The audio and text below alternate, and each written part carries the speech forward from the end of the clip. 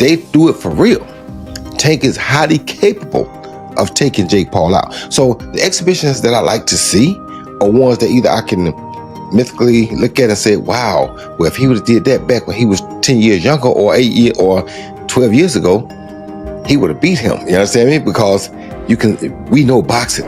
What if Tank Davis, who can punch, who is a hell of a fighter, who is a top 10 pound for pound fighter, what if he lands a punch on this bigger guy's chin, right, who's not a professional fighter? What happens? Which if he hits you because he's so accurate, he's gonna drop you or could put you to sleep. But like not necessarily power punch. Like Edwin De Los Santos is a hard hitter. He would even have a hard time with rollies. I'm not even kidding. Boxing legends are split, but many believe Gervonta "Tank" Davis will destroy Jake Paul in just 3 rounds. Boxing analyst Gareth A. Davies pointed out how Tank stayed calm and quiet during the press conference, barely reacting to Jake's jokes about his height. According to Gareth, Tank looked a bit hesitant, like he was forced into this fight. But once that first bell rings, he says Tank will unleash violent combinations that'll shut Jake Paul up for good. Went about the presser. He reminded me of a northern football fan being dragged to a shopping centre on a Saturday afternoon rather than being allowed to go to his favourite Liverpool seat. You'll relate to that, won't you? It was almost like he'd been shackled and dragged there against his will. Even when they faced off, it was as if Jake Paul had a bad smell about him or something. He didn't want to get near Jake Paul. He didn't want to. Just going to plug this in as well. I just realised it's not plugged in. It's almost as if he didn't want to indulge anyone at all. Like he'd signed up against his will, and then it's like he'd been signed up against his will. The agents and his manager and his handler had dragged him there without briefing him on what was going on and where it would be and what time it would take place. And there was this oaf in his mind standing there in front of him, this big oaf who kept posturing, and it just didn't do anything to him. I wondered at one point whether he was going to burst out with a combination of punches or something and just drop Jake Paul, who was being, measuring him up and going down to his height, and it was all very peculiar in my view. Like he really wasn't taking it seriously. Ryan Garcia blasted the Jake Paul versus Gervonta Davis fight, calling it an insult to boxing. He said the matchup is unfair because of the size and weight difference, describing it as a money grab made for views, not respect. According to Ryan, boxing should be about skill, legacy, and fairness, not social media hype. Watching a smaller fighter like Tank face a naturally bigger opponent like Jake sends the wrong message, making it seem like fame and money matter more than discipline and honor. For him, the fight is a total mockery of real boxing. Mainly Jake's, and we're not falling for the Disney Channel bit no more. We're not falling for you're not a fighter no more. We're not falling for that. You're ranked as a cruiserweight and you're out here trying to fight a lightweight. And then on top of it, you were just talking about fighting Anthony Joshua. That doesn't make no sense. And, I just felt like it was a disgrace to boxing and kind of it was not a good move by Jake Paul.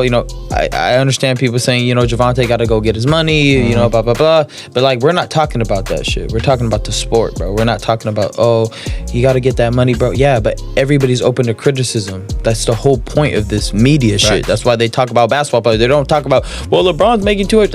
Nobody cares, bro. If LeBron's missing the shot, he's missing the fucking shot. So at the end of the day, bro, I just thought it was a disgrace to the sport.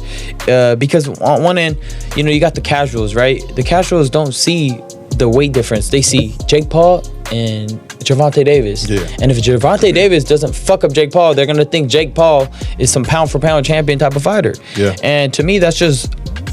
it's tricking the public, and it's kind of bullshit, bro, at the end of the day. Because at the end of the day, if Gervonta was Jake Paul's size, we wouldn't even be having this conversation. There probably wouldn't even be a fight. Yeah, you know what I mean? So I just think that it's a disgrace to boxing. well, we got to play devil's advocate because people were saying, well, Ryan, you called out Jake Paul before too, so how would you say that? What do you have to say to the people that were saying that? Well, I'm way bigger than Gervonta Davis. Gervonta Davis is 5'4", and his last fight was at 133. My last fight was 147. I walk around 170. So, I mean, 170 to 190, whatever, however big is not too much difference. But you got Gervonta Davis, he's actually really small. Like when I fought him, like, he's small. Yeah. So I just think it's a very unfair fight. Nobody was complaining when Jake Paul was fighting Julio Cesar Chavez. Right. Nobody was complaining when he's fighting Anthony Joshua. And I still think Jake Paul's a cool dude. But shit, he's calling me out on my shit. I'm gonna call him out on his shit, bro. That's a fucking disgrace of a fight. Yeah. You know it. Just like the Mike Tyson, low key was a disgrace, but we accepted it. But he was 60 years old. I mean, right. What the f we talking about 60. here? That's crazy. Sean Porter views the Jake Paul versus Gervonta Davis fight as a sign of where boxing is going, and he doesn't like it. He says today's fighters care more about fast money than long-term greatness. In Porter's eyes, Tank Davis has joined the list of boxers chasing paydays instead of legacy fights. He reminds fans that real legends used to risk everything for glory, not brand deals and social media fame. Porter believes Tank's choice to fight Jake Paul shows how the sport's priorities have shifted, calling it a waste of elite talent on circus-style matchups. For him, this isn't just about Tank. It's about a growing, money-driven trend that's slowly killing boxing soul. So why are you doing that? How do you sort of see this scenario now for him? Yeah, I don't really know how to feel about it, what to really say about it. I've only been asked this when it's presented to me. That's when I think about it, and I can't really come up with a good answer for it. In a lot of ways, it doesn't make sense to me. Of course, we know the size differential, and the list goes on from there. I don't know, man. I think we're entering a generation now, or a phase now where fighters,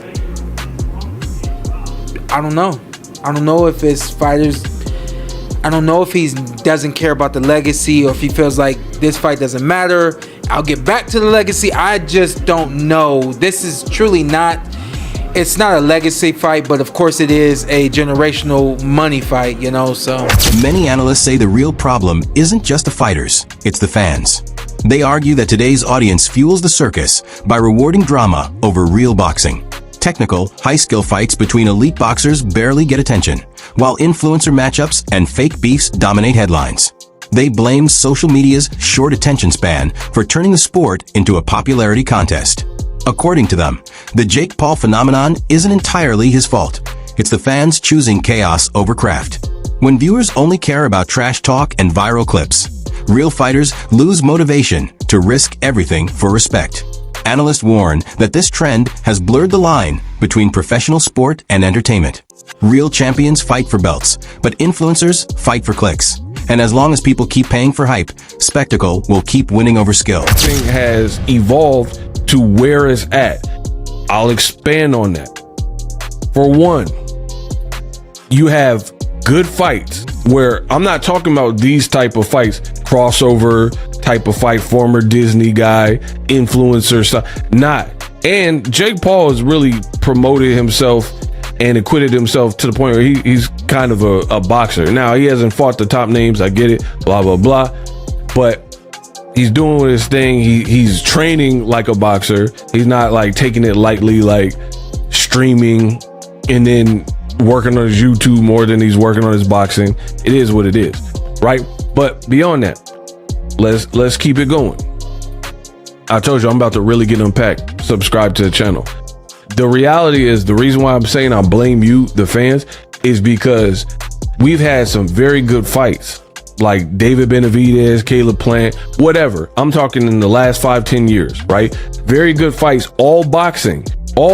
So not talking influencer or any type of crossover fight, right? Good fights. And then you got boxing fans in a niche sport who didn't further the exposure by advertising or buying the fight, mostly buying the fight with piracy and whatnot. So now we're at a point in this society where these companies, they're like, all right, they see the piracy is a problem. Now they're looking for a sure shot, must must win type of scenarios. That's why we're getting these fights that some people, purists and diehards, are calling wonky fights. You know what I mean? It is your fault. Analysts say the problem isn't just the fighters. It's the fans chasing hype over real boxing. When people reward chaos instead of skill, the sport loses its soul.